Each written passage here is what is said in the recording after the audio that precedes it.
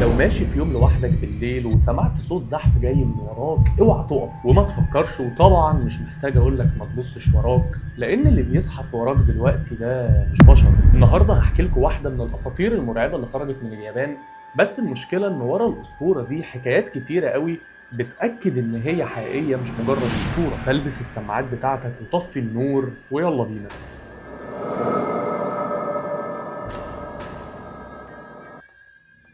مين بقى يا معلم تيكي تيكي؟ دي واحدة من أشهر الأساطير اللي موجودة في اليابان، يعني حاجة كده شبه المداهة عندنا في مصر مثلا أو عائشة قنديشة في المغرب. وبالرغم من إنه في الأول كده الاسم ممكن يضحكك شوية، إلا إنه صدقني بمجرد ما تعرف سبب تسمية الشخصية دي بالاسم ده، الابتسامة اللي موجودة على وشك دلوقتي هتختفي. في يوم من الأيام ما بين عام 1970 ل 1971 كان في بنت صغيرة عايشة في اليابان، عمرها ساعتها كان 15 سنة، وكان اسمها كاشيما ريكو. ايه بقى يا عم عمر حدوته كاشيما دي؟ كاشيما دي كانت بنت صغيره زي ما قلت لك، وكان من طباعها ان هي خجوله جدا، ملهاش صحاب وما بتعرفش تندمج مع حد بسبب خجلها ده، والموضوع ده كان مسبب لها ازمه كبيره خصوصا مع زمايلها في المدرسه، لان هم كانوا من النوع المتنمر جدا، فكانوا كل ما بيشوفوها بيضايقوها وبيضربوها وبيفضلوا يعملوا فيها مقالب علشان يضحكوا باقي الفصل عليها. ولحد هنا كل حاجه جميله، لحد بقى ما هنروح في يوم الدنيا وسعت منهم شويه. فعند محطه القطر وتحديدا الساعه 11 بالليل، ريكو كانت مستنيه القطر اللي هيروحها البيت، وفي اللحظه دي ظهر وراها بنتين من اللي كانوا معاها في الفصل واللي كانوا دايما بيتنمروا عليها. عملوا ايه بقى البنتين دول؟ شالوها من ايديها ورجليها ورموها على سكه القطر كنوع يعني من انواع الهاها بقى والاستخفاف بالدم وكده. المهم ان ريكو فضلت تعيط وتطلب المساعده ولكن محدش رد. وفي الاثناء دي بقى القطر المعاكس كان جاي وعمال يزمر جامد، فحاولت كاشيما ان هي تزق نفسها ولكن ما قدرتش ان هي تتحرك غير بنصها اللي فوق، علشان هنا يعدي عليها القطر ويقسمها الاتنين،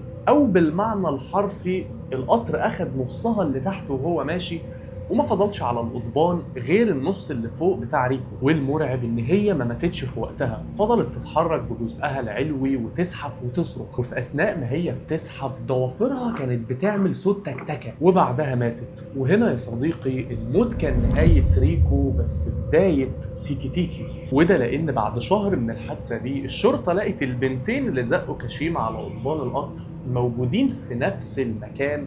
وتخيل معايا كده البنتين كانوا عاملين ازاي بالظبط، كانوا مقسومين اتنين وميتين. والموضوع ما وقفش هنا، فبعد الحادثه دي على طول لقوا بنت من نفس المدرسه بتاعتها موجوده في الحمام وميته بطريقه مرعبه وعلى وشها ملامح كأنها شافت كابوس قبل ما تموت. بس البنت دي بقى كان موجود على الأرض جنبها دفتر اليوميات بتاعها، فلما فتحوا الدفتر ده علشان يشوفوا هي كاتبة فيه إيه: أنا بقالي 3 أيام بسمع صوت تكتكة مرعب، ولما ببقى ماشية أو مروحة لوحدي بحس إن في حد موجود ورايا، أنا خايفة جدا. وهنا بقى ابتدى الرعب ينتشر، وكل اللي كانوا موجودين مع ريكو في المدرسة بدأوا يموتوا واحدة ورا التانية بنفس الطريقة.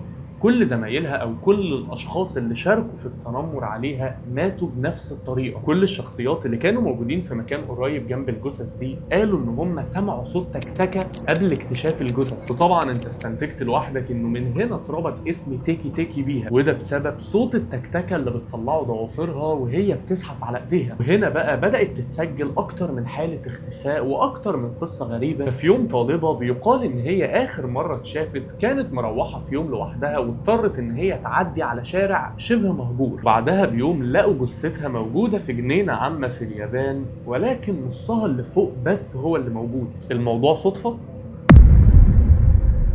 والمرعب بقى انها تقدر تطلع لك في اي مكان حتى لو انت موجود في البيت. ولد في اعدادي كان بيحكي لاصحابه عن تيكي تيكي وان قد ايه هي حاجه تافهه وان هو مش عارف ليه الناس بتخاف منها، وفضل يتريق عليها كتير جدا. بس الولد ده بعدها بايام مات بطريقه غريبه وفي ظروف اغرب. امه بتقول انها سمعته بيصرخ في الحمام وعمال يقول انا اسف انا اسف، ولما دخلت عليه لقيته ميت وعلى وشه نفس ملامح الرعب وجسمه برضه مقسوم نصين. ولما بدأ بقى الموضوع ينتشر جامد، قرر واحد مختص في دراسة الماورائيات أو الظواهر الغريبة اللي بتحصل، الدكتور تاكيدا هيشوكي، إنه يدور ورا القصة بتاعت تيكي تيكي. وبالرغم إنه أغلب الناس طبعا ما كانتش مصدقة ورافضة تماما إن هي تربط الجثث اللي بتتلاقى او الحالات الغامضه يعني كل اللي انا حكيته ده بتيكي تيكي، الا ان دكتور تاكيدا كان مصمم ان اللي بيحصل ده هو بسبب تيكي تيكي، وقال ان روحها رافضه اللي هو حصل فيها وهي عايشه. علشان كده بقى بدا يدور ورا الموضوع بانتشار اوسع، وبدا يروح لكل اهالي الناس اللي ماتت، يعني جايز يقدر يفهم منهم حاجه، ولكن طبعا مفيش فايده. عدت سنين على البحث بتاعه، وطبعا حالات الاختفاء والقتل عماله تزيد وهو ما وصلش لاي حاجه. بس في يوم قدر ان هو يوصل لبنت قالت له هي شافتها. بس هنا تاكيدا كان شاكك ان هي بتحور عليه، وده لان هو عارف بعد دراسته لتيكي تيكي ان هو مفيش حد بتظهر له وبيفضل عايش بعدها. فازاي البنت دي بتقول ان هي شافتها وهي لسه عايشه؟ بس قال لك انا همشي ورا الخيط ده، بما اني بقالي سنين بمشي ورا الموضوع وما وصلتش لحاجه، اهو لعل وعسى. وهنا بدات البنت تحكي له، وهنا عرف ان البنت دي تبقى جاره ريكو اللي هي تيكي تيكي، وان البنت دي كانت البنت الوحيده اللي ما بتتريقش عليها خالص. في يوم والبنت دي مروحه لوحدها بالليل، بدات تسمع صوت زحف جاي من وراها، فلفت بسرعه جدا وبصت بس ما لقيتش حد. فهنا البنت دي بدأت إن هي تسرع خطواتها علشان خايفة من اللي ممكن يبقى موجود وراها، بس كل ما كانت بتسرع الصوت وراها كان بيزيد، صوت مرعب، زحف وراها وتكتك الضوافر. فهنا البنت بدأت تجري بأقصى سرعة، بس وأثناء ما هي بتجري شافتها في وشها ريكو، كانت واقفة على إيديها الاتنين وبتبص لها وبتزحف ناحيتها ببطء، وبعدها وبأقل من 5 ثواني اختفت تماما كأنها ما ظهرتش أصلا. هنا البنت دي روحت بيتها وفضلت بعدها ولمدة شهر كامل فاقدة النطق تماما بسبب اللي هي شافته، وحالتها النفسية بقت أقرب للجنون. تعال بقى اما أقول لك إيه القوانين بتاعت تيكي تيكي. تيكي تيكي ما بتظهرش غير وانت لوحدك تماما، ما ينفعش يكون في حد تاني موجود في المكان. تقدر تظهر لك وانت في البيت، في الحمام، ماشي لوحدك في الشارع بالليل، المهم انك تبقى ماشي لوحدك. بتعمل بقى ايه؟ بتبدا تمهد لوجودها بصوت الزحف بتاعها، يعني وانت ماشي هتبدا تسمع ان في حاجه بتزحف وراك، والمفروض انك بمجرد ما تسمعه هتعرف ان هي جت.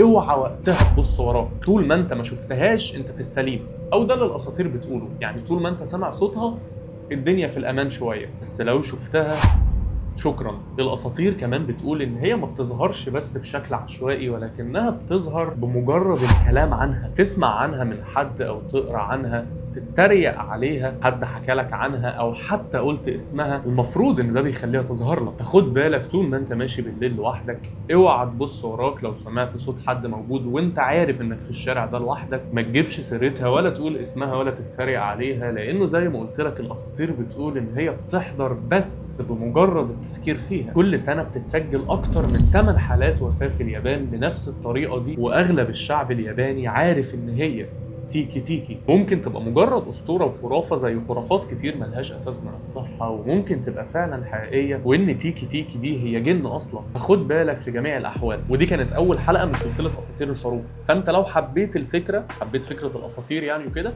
قول لي تحت في الكومنتات، وهنخلي كل يوم حد هنعمل اسطوره معينه. يعني مثلا تيكي تيكي زي ما اتكلمت عنها، عندك مثلا نداها في مصر، عندك عايشه قنديشه. هي كل بلد او كل دوله او كل قريه او ايا كان بيبقى عندها اسطوره كده مرعبه، كل اهالي القريه او كل اهالي البلد بيتكلموا فيها. فانا هجمعهم لكم كلهم، وكل يوم حد هنزل لكم اسطوره معينه. طبعا ده ملوش دعوه بقصص الرعب الحقيقيه بتاعتنا والظواهر الغامضه والجرايم دي، كده كده كل يوم 3 وخميس. يعني انا بعد كده هبقى بنزل لكم كل يوم حد اساطير، وكل يوم 3 وخميس هنزل لكم 3 مرات في الاسبوع. فلو حابين ان اكمل في السلسله بتاعت اساطير دي لازم تكتب لي تحت في الكومنتات عشان اعرف اصلا انتوا عايزينها ولا لا. ولو عندك بقى اي قصه او اي حاجه حصلت لك او اي قصه رعب يعني معينه عايزنا نتكلم عنها، هتلاقيني سايب لك الانستجرام بتاعي في اول كومنت. هو لسه جديد يعني، فاحنا محتاجين كده ايه نعليه شويه. خش اكتب لي جوه وناخد وندي مع بعض، ابعت لي مسج. وايه تاني، ما تنسوش تصلوا على النبي طبعا. وبس، انا عمر عصام واشوفكم الحلقه الجايه.